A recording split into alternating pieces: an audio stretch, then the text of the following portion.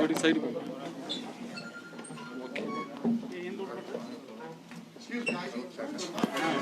ಪ್ರತಾಪ live ಕೊಟ್ಟಿನ್ರಿ. ಮಹಾನಗರ ಪಾಲಿಕೆಯ ಈಗಿರುವ ಚುನಾವಣೆಯಲ್ಲಿ ಎಐಎಂಐಎಂ ಪಕ್ಷದ ನಮ್ಮ 6 ಸದಸ್ಯರನ್ನು ಕಣಕ್ಕಿಳಿಸಲಾಗಿದೆ. ಅದರ ಹಾಗೇನೆ ಇವತ್ತಿನ ದಿವಸ ನಮ್ಮ ರಾಷ್ಟ್ರೀಯ ಅಧ್ಯಕ್ಷರಾದ ಬ್ಯಾರಿಸ್ಟರ್ ಅಸದುದ್ದೀನ್ ಸಾಹೇಬರು ನಮ್ಮ ಬೆಳಗಾವಿಗೆ ಆಗಮಿಸಿದ್ದಾರೆ. ಈಗ ತಮ್ಮನ್ನು ಬೆಳಗಾವಿಯ ಮಹಾನಗರ ಪಾಲಿಕೆಯ ಚುನಾವಣೆಯ ಹಿನ್ನೆಲೆಯಲ್ಲಿ ತಮ್ಮನ್ನು ಉದ್ದೇಶಿಸಿ ಈಗಾಗಲೇ ಪ್ರೆಸ್ ಮೀಟ್ನಲ್ಲಿ ತಾವು ಬಂದಿದ್ದೀರಿ. ತಮ್ಮೆಲ್ಲರಿಗೂ ಸ್ವಾಗತ, ಸುಸ್ವಾಗತ. ಮಹಾನಗರ ಪಾಲಿಕೆಯ ಮೊದಲನೇ ಈ ಇತಿಹಾಸದಲ್ಲಿ ಪಕ್ಷದ ಚಿಹ್ನೆಯಿಂದ ಆಗ್ತಾ ಇದೆ. ಅದರ ಹಾಗೆ ನಾವು ಸಹ ನಮ್ಮ ಪಕ್ಷದಿಂದ ನಾವು ಸ್ಪರ್ಧಿಸುತ್ತಿದ್ದೇವೆ. ತಮ್ಮ ನಿಲುವನ್ನು ಮತ್ತು ತಮ್ಮ ಪ್ರಶ್ನೆಗಳನ್ನು ನಮ್ಮ ಈ ಉದ್ದೇಶಿಸಿ ಮಾತಾಡ್ತಾರೆ. ಸರ್ ಪ್ರೆಸ್ನವ್ರು ಬಿಟ್ಟು ಉಳಿದವ್ರು ಹೊರ ಹೋರ ಅಂತ ಹೇಳಿ ಸರ್. ಅವರಲ್ಲ ಇಲ್ಲಿ ಈ ಕಡೆ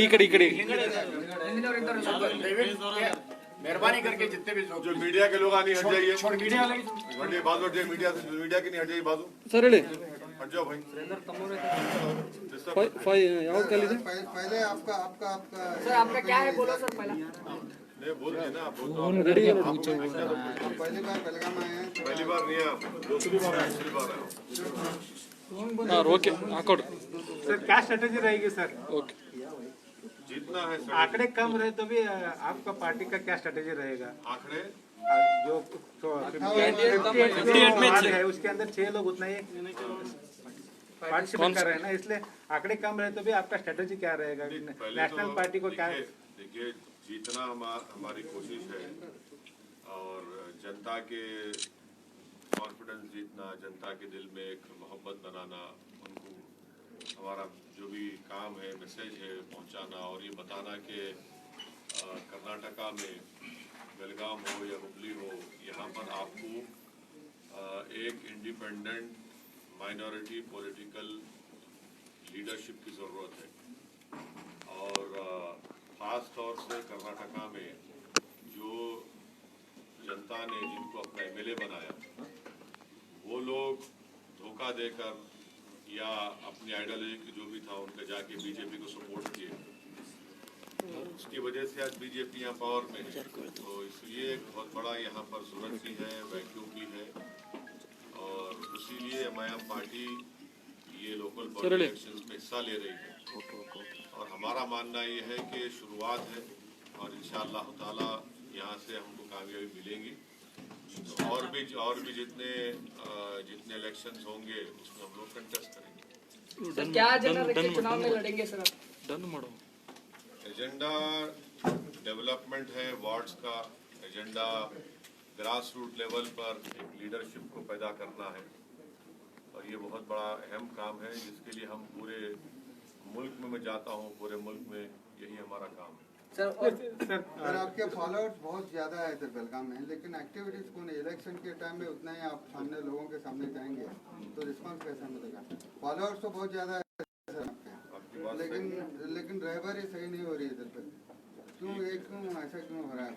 ठीक है, आप भी तो थोड़ा रहबरी करो हमारी आप भी रहबरी करो, काम आसान हो जाएगा। सर पिछले 50 साल पूछ लिए, मैं दूसरों को पूछना तो पूछा सर अपने स्टेट इलेक्शन में जेडीएस के साथ अलायंस थे, फिर ये लोकल बॉडी इलेक्शन में क्यों अलायंस क्यों नहीं हुए? जेडीएस के साथ असेंबली इलेक्शन में हम लोग सपोर्ट करें, कैंडिडेट नहीं खड़ा करे थे। Yes sir. तो उसके बाद हम रियलाइज करें कि जेडीएस गलती की कांग्रेस के साथ अलायंस करके। मेरे को अच्छी तरह याद है कि जब कुमारा स्वामी साहब फ़ोन किए थे, वो फ़ोन करके बोले कि मेरा ओथ है आप आइए। मैं उनको बोला कि मैं नहीं आ सकता हूँ साहब, आप बहुत बड़ी गलती कर रहे हैं ये अलायंस करके, इससे आपकी पार्टी को भी नुकसान होगा और जो लोग वोट डाले आपको उनको भी बड़ी मायूसी होगी और दोनों चीज़ें सच साबित हुई। इसीलिए हमारा, और तीसरी बात यह है कि इस इलेक्शन में हमारा किसी से भी अलायंस नहीं है, ना हम उनसे बात किए ना उन्होंने हमारे से बात किया। आगे के इलेक्शन पे भी यही मुद्दा कायम रखेंगे या आप बदलेंगे? अब देखिए, जिंदगी का भरोसा नहीं है, ना आपकी जिंदगी का भरोसा ना मेरी जिंदगी का भरोसा है। फ्यूचर में क्या होता इसका मैं कोई नहीं बता सकता। देखेंगे आगे जाके क्या होता क्या नहीं हो सकता, क्या पॉसिबिलिटी है नहीं है, वो तो वक्त ही बता सकता। और जब कुछ हुआ तो बताएंगे, नहीं हुआ तो ऐसा नहीं। कांग्रेस ये सवाल उठाता है कि बीजेपी का बी टीम एमआईएम है, उनको किधर पॉसिबिलिटी है उधर उतना ही। उनका बोलना सही है, क्योंकि राहुल गांधी को मैं हराया अमेठी में जाके, मैं गया था ना, मैं ठहरा उनके सामने, तो उन्होंने हार गए, तो उन्होंने वायनाड को आए, वहां जीत गए। सर इलेक्शन के बाद ये कांग्रेस पार्टी का इग्नोरेंस है, एरोगेंस है। इनके इतने एमएलए बीजेपी के गोद में जाके बैठ गए, मेरे से पूछ के गए या सिद्धारामैया डीके से पूछ के गए। कर्नाटका में आपकी पार्टी से मुस्लिम एमपी नहीं जीतता, मेरी वजह से। 183 seats Congress BJP Hindi belt में लड़े। आपको मालूम कितने सीट जीती कांग्रेस? 183, ओनली 15 मेरी वजह से। मैं तो नॉर्थ हिंदी स्पीकिंग स्टेट्स में किशनगंज में एक सीट थी हमारा, वहां हम थर्ड आए, 3 लाख वोट लिए तो कांग्रेस 350 लिया। तो कांग्रेस पार्टी का मामला ये है कि उन्होंने ये चाहते कि कभी भी, बल्कि हर सेकुलर पार्टी ये चाहती कि कभी भी मुसलमानों का एक पॉलिटिकल लीडरशिप इवॉल्व ना हो। और वो ये समझते कि मुसलमान जो है सिर्फ उनकी गुलामी करना, कैदी बन के रहना और उन्होंने जैसा बोले उठना, उन्होंने जैसा बोले सो जाना। हम ये बोल रहे हैं कि हम भारत की डेमोक्रेसी में हमको हमारा हिस्सा मिलना चाहिए, और उस वक्त मिलेगा जब हम इलेक्शन लड़ेंगे और वोट डालते आए। अब वोट डालना भी पड़ेगा अपने अपने पार्टी के कैंडिडेट्स को। ये हमारी सोच है, ये हमारा काम है। और इनका मसला ये है कि अब ये बोलते हैं कि आप कुछ मत बोलो, आप खामोश बैठो, खामोश बैठो। खामोश बैठने से क्या मिला? कुछ नहीं मिला ना। पार्लियामेंट में आप देख लीजिए, जब अनलॉफुल एक्टिविटीज प्रिवेंशन एक्ट आया, जिसकी वजह से आज बहुत से इंटेलेक्चुअल्स, बहुत से स्टूडेंट्स, बहुत से दलित समाज के लोग, ट्राइबल समाज के लोग और यंग मुस्लिम्स को बीजेपी सेंट्रल गवर्नमेंट ने यूएपीए में डाल रही है। कौन सपोर्ट करा लोकसभा में? कांग्रेस। राज्यसभा में कौन सपोर्ट करे? कांग्रेस। आप हर जगह पे बीजेपी को सपोर्ट करते लॉज बनाने में, और वो लॉज का इस्तेमाल इन तमाम लोगों पे होता, और आपको और आप हम पे उंगली उठाते। तो ये कांग्रेस पार्टी, इसी वजह से इनका ये हाल हो चुका है। आगे भी बुरा हाल होगा इंशाल्लाह। सर एक मिनट, आपकी बेदारी पैदा करने के बावजूद भी बड़ी तादाद में एक बड़ा जुमरा कांग्रेस से जुड़ा हुआ है, कांग्रेस का साथ छोड़ने के लिए तैयार नहीं। क्या वजह हो सकती है? नहीं, जमहूरियत है, जमहूरियत हर एक को इख्तियार है अपनी आवाज उठाने का, अपने फैसले लेने का। भाई यहाँ तक तो हम आप मानते हैं ना कि बहुत से लोग तो बेदार हो चुके हैं, बेदार तो हो गए ना, आप भी आगे भी होंगे इंशाअल्लाह। एक आदमी बेदार हो गया एक हजारों में, उन्हें सबको जगह देता उन्हें। एक आदमी उठना खाली, हजारों को उठाने का नहीं, एक आदमी उठ गया तो सबको उठा देता उन्हें, और उठेंगे इंशाअल्लाह। सर एक मिनट, बीजेपी को हो रहा है ना?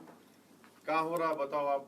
अभी आप एग्जाम्पल दो मेरे को। कर्नाटक में ही नहीं, आप एग्जाम्पल देना। आप जर्नलिस्ट है तो आप एग्जाम्पल दे के सवाल करो। मैं आपको अभी आपके यहाँ पे 6 कैंडिडेट हैं सर। हाँ।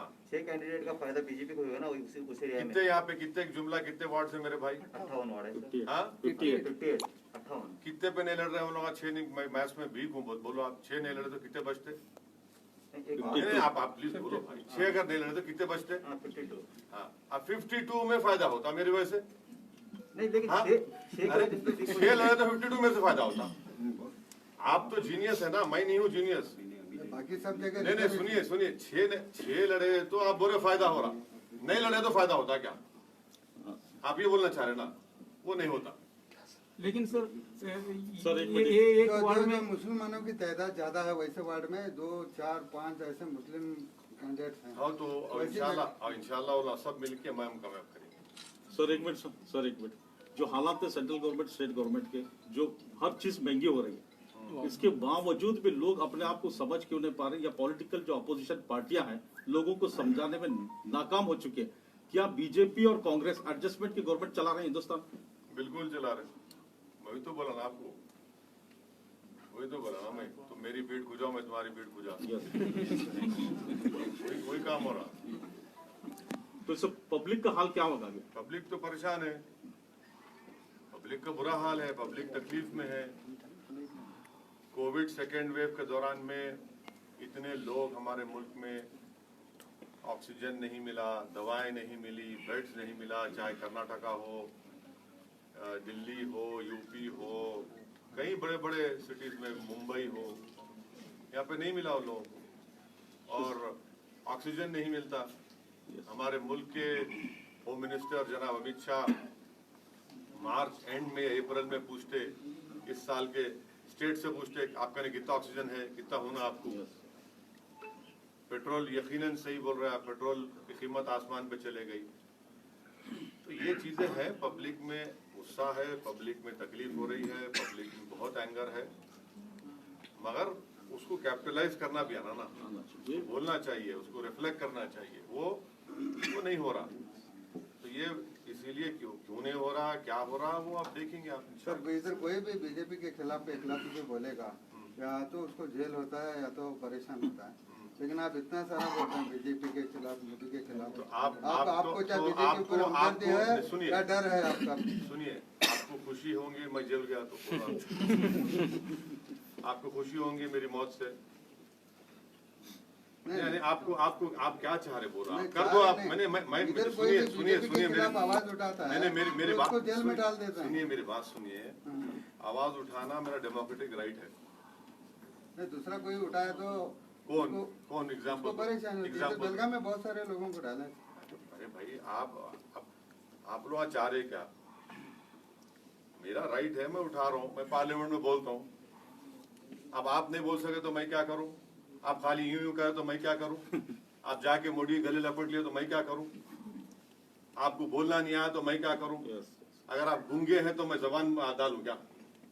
तो अब आपको बोलने का तरीका भी आना। तो ये सवाल है, उनसे पूछो ना, उनको कहीं जेल नहीं जा रहे, कोई नहीं जेल भी जा रहा। जेल कौन जा रहा? जेल को जाने वाले क्या कांग्रेस के लोग हैं? कौन जा रहा जेल को? जेल को जा रहा दलित, जेल को जा रहा मुसलमान, जेल को जा रहा आदिवासी और इंटेलेक्चुअल्स। कौन से कांग्रेस के लोग जेल को जा रहे? कुछ भी नहीं जा रहे। सर इलेक्शन के बाद जो भी रिजल्ट हो बेलगाम की अवाम सपोर्ट कर रही है आपके कैंडिडेट को, इलेक्शन के बाद में भी काम रहेगा पार्टी का? बिल्कुल रहना चाहिए, काम होना चाहिए, मेहनत करना चाहिए। हम भी उनको मॉनिटर करेंगे, उनको समझाएंगे, उनको एनकरेज करेंगे और उनको जिम्मेदारी का एहसास दिलाएंगे कि अवाम ने आपके लिए एतमाद करके, मोहब्बत करके आपको कामयाब किया, वोट दिया। वोट देना खुद बहुत बड़ी कॉन्फिडेंस की बात है, जीतना तो और बड़ी खुशी की बात है, मगर वोट देना भी बहुत बड़ी एक हौसला अफजाई देती है हर एक पार्टी को। उस पर काम करना है। सर अफगानिस्तान के बारे में क्या बोलना भाई? अफगानिस्तान के बारे में हिंदुस्तान का रोल क्या होना चाहिए इस मामले को लेकर? मेरे को क्या करना है अफगानिस्तान से? आपका स्टेटमेंट? ना मेरा ससुराल वहाँ का है, ना मेरे हमारे गए वहाँ का ताल्लुक ही नहीं है अपने को अफगानिस्तान से। अफगानिस्तान में क्या हो रहा है मोदी जी से पूछो आप लोग। 20 साल में क्या करे वहाँ पे? $3 बिलियन वहाँ खर्चा करे, क्या करे? सो है वो हर साल 800-900 बच्चों को बुलाते थे अफगानिस्तान से, पढ़ाते थे बच्चियों को engineering, medicine, Indian military academy में ट्रेनिंग देते थे। ऐसे 16,000 लोगों को हम लोग ट्रेनिंग दिए 20 साल में। अब इन्हों क्या करें? इनसे पूछना ना, इन्हों जवाब ही नहीं देते। वेट एंड वॉच बोलते खाली। प्राइस बढ़ गया पेट्रोल का, वेट एंड वॉच। तो हर चीज वेट एंड वॉच है इनका। और कुछ सर? बेलगाम जनता के बारे में बेलगाम जनता को क्या कहना चाहते हैं? बस मैं उनसे गुजारिश करने आया हूं कि आप मुझ पर भरोसा करिए, हमारी पार्टी पर एक भरोसा करिए, एतमाद करिए। और हमारा मकसद ये है कि बेलगाम में आपकी एक लीडरशिप को बनाना, आपको लीडर बनाना, ताकि आने वाले फ्यूचर में आप आगे बढ़कर बेलगाम हो, कर्नाटका में आप एक बहुत बड़ा रोल प्ले कर सकें। ये हमारा मकसद और पैगाम है। और यकीनन हम उनसे अपील करेंगे, हमारे लिए दुआ भी करो आप। आने वाले वक्त में आप पूरे हिंदुस्तान में एक अपोजिशन का रोल अदा करने के मौके पर है, ऐसा लग अभी रहा नहीं कर रहे, अभी भी कर रहे हैं, जितना हो सकता है बिल्कुल अपोजिशन कर रहे हैं। पार्लियामेंट में कोई आप बताओ कि हर बिल के ऊपर हम मुखालिफत कर दे। ओबीसी का बिल आया तो हम बोले कास्ट सेंसस कराओ, क्यों नहीं करा रहे कास्ट सेंसस? 50% का ब्रिज क्रॉस करो आप। और उसमें महाराष्ट्र में वहाँ पे कौन है भाई? आप बी टीम बोल रहे हैं, कांग्रेस को नहीं बोलते बी टीम। आप शिवसेना गोद में बैठी हुई है कांग्रेस, शिवसेना गोद में बैठी हुई है कांग्रेस, तो उन्होंने क्या दूल्हे भाई हो गए? वहां पे वोट लिए, ओवैसी को वोट मत दो, नहीं तो बीजेपी शिवसेना आती। इलेक्शनों के बाद से तीनों मिलके निकाह कर लिए। तो ये क्या है? ये इसको अपॉर्चुनिज्म बोलेंगे या सेकुलरिज्म बोलेंगे, कम्युनिज्म बोलेंगे? और वही शिवसेना का चीफ मिनिस्टर असेंबली में खड़े रह के बोलता है कि हमारे को फखर है हम बाबरी मस्जिद को तोड़े। आप पावर में है, कांग्रेस वाले उनके साथ। वो कम्युनिज्म नहीं है। यहाँ 6 सीट लड़े तो पेट में दर्द हो रहा। यही तो हम बता रहे कि मकसद क्या है कि मुस्लिम पॉलिटिकल एम्पावरमेंट कभी नहीं होना। और मेरा मानना यह है कि ये मुल्क ताकतवर होगा जो मुस्लिम पॉलिटिकल एम्पावरमेंट होगा। और एम्पावरमेंट कैसा होगा? वोट डालने से नहीं, लीडर बनने से होगा। कोई भी पॉलिटिकल पार्टी में, ये नाम निहाद सेकुलर पार्टियों में, एक बताओ आप कौन है मुस्लिम लीडर? बल्कि पूरे कंट्री में बताओ कौन है। एक लीडर बताओ ना, कोई छोड़ दो, मैं तो गली का लीडर भी नहीं हूं, मैं तो कौन है बताओ? तो उनको ये किसी को पसंद नहीं है। हमारा ये बोलना है कि भाई हर कास्ट का, हर कम्युनिटी का लीडर है। सिद्धारामैया कुर्बा कम्युनिटी के नहीं है, येदुरप्पा लिंगायत कम्युनिटी के नहीं है, यादव फैमिली से डीके वोकालिगा के नहीं है। आप कहीं को नहीं बनते भाई, आप भी बनो। सब जने अपना अपना कर रहे तो आप भी करो ना भाई, इसमें बुरी बात क्या है? जहां पे मुसलमान का नाम है, नहीं नहीं नहीं तुम नहीं करना, तुम खाली मुशायरा करना, तुम खाली खजूर खाना, तुम खाली हम तुम्हारे पास आते टोपी पहनते, बस उतना ही कर लो। इस मुल्क की पॉलिटिक्स की रियलिटी ये है कि जिसके पास पॉलिटिकल इंडिपेंडेंट लीडरशिप है उसी का काम होता, नहीं तो खाली गुलामी करते रहना आप जाके। हम यही बोल रहे हैं कि आप आइए, लीडर बनिए, अपनी बात को उठाइए, डेमोक्रेसी को मजबूत करिए। डेमोक्रेसी को मजबूत करना ये सबकी जिम्मेदारी है। मगर ये सो कॉल्ड पार्टीज का क्या बोलना है? नहीं खाली वोट डालो, तुम खाली वोट डालना, खाली वोट डालना, डर डर के रहना। डर डर के किससे, कितना डरेंगे आप? 50 साल से डरा रहे हमारे को, क्या हासिल हुआ इसमें? इंपेरिकल एविडेंस है मुस्लिम डिसएम्पावरमेंट का मेरे पास। अभी आज से 6 दिन पहले इंडियन एक्सप्रेस अखबार पढ़िए आप, लेबर सर्वे आया, सबसे ज्यादा कोविड सेकेंड वेव के बाद नौकरियां गई दलित के बराबर तो मुसलमानों की, सबसे ज्यादा अर्निंग्स कम हुई तो मुसलमानों की। बोलो ना, इसके ऊपर बात क्यों नहीं करते? फिर हर बार मुसलमानों के पैगाम देते कि आपकी जिंदगी को खतरा है, आपकी जिंदगी खतरा है। भाई तुम क्या खतरा? मेरे को अल्लाह जो फैसला करा होगा। अब खतरा, अगर खतरा भी है तो आप क्या कर रहे? आप तो मेरे को छोड़ के भाग जाते। आप मेरी खबर में आके खाली ठहरे रह के फोटो डालते, फूल चढ़ाते। मैं जिंदा रहना चाह रहा हूँ। जिंदा रहने के लिए डरने की जरूरत नहीं है। जिंदा रहने के लिए एक इंसान को जरूरत है अपनी आवाज की, अपने स्कूल की, अपने मोहल्ले के डेवलपमेंट की, पॉलिटिकल वॉइस की। वो जिंदगी की निशानियां हैं। ये खामोश है ना, डर के रहना, इसको जिंदा जिंदगी जिंदा नहीं बोलते इसको। सर अभी यूपी का इलेक्शन स्टार्ट होने वाला है सर, तो ऐसी न्यूज आ रही है कि आजम खान साहब जो है ज्वाइन करेंगे एमआईएम को। अगर वहां से पहल होती है आजम खान साहब के लिए हम दुआ कर रहे हैं कि अल्लाह सुब्हाना व तआला आजम खान साहब की जो मुश्किलात में है अल्लाह उसको खत्म कर दे। उनको रिहा करवा दे और वो जो यूनिवर्सिटी कायम किए वो आजम खान की यूनिवर्सिटी नहीं है, वो गरीब अकलियतों की यूनिवर्सिटी है और अल्लाह उसकी हिफाजत करे। ये सब झेली चीज़ा हैं। आज पहली जरूरत है कि वो जो मुश्किलात में है, तकालीफ में है, उससे उनको छुटकारा मिले। सर जैसा कि आपने कहा कि लीडर की जरूरत है, लीडर पैदा करने की जरूरत है। अक्सर पार्टियों में होता है कि जो लीडर ऑलरेडी हुआ करते हैं वो नए लोगों को लीडर बनने का मौका नहीं देते। मजलिस में ये क्या मामला है? मजलिस तो ये बोल रही है कि आपको लीडर बनाने के वास्ते हम आए यहाँ पर। मजलिस ये बोल रही, मजलिस तो यही बोल रही कि आपको लीडर बनाने को हम यहाँ पर आए। आप बनो, आप कायद बनो, आप नेता बनो, आप आगे बढ़ो, आप खाली नारे मारने वाले मत बनो। आप ये बैंड बाजा कभी देखे? आप बैंड बाजा देखे कभी? बैंड बाजा में क्या होता, जब तक दूल्हा रहता, दूल्हा अंदर चले गया मैरिज हॉल में, बैंड बाजा वाले चले जाते घर को अपने। वो हाल हमारा बना के रखे हम, बैंड बाजा खाली बस जिंदाबाद जिंदाबाद, उनके नाम पे जिंदाबाद, इनके नाम पे जिंदाबाद। अरे तुम जिंदा रहो बाबा, आप ही जिंदा नहीं रहे। कब तक हम बैंड बाजा करेंगे इन लोगों का? आप बाजा बजा दो इन लोगों का इलेक्शन में, आप हीरो बनते फिर। सर आने वाला लोकसभा इलेक्शन जो है बीजेपी के लिए, अपोजिशन के लिए कितना कामयाब हो सकता है? क्या बीजेपी फिर आने वाले इलेक्शन में अपनी जो ये सरकार बना सकती है? अभी तो बहुत दूर है वो, 2024 में है। अभी इतना जल्दी उसके बारे में बोलना मुश्किल है। 2024 में देखना क्या होता, जब अभी तो टाइम है। सर वो M+M के बारे में आप सुना होगा, उसके बारे में आप क्या राय है? I am only for M. Thank you sir.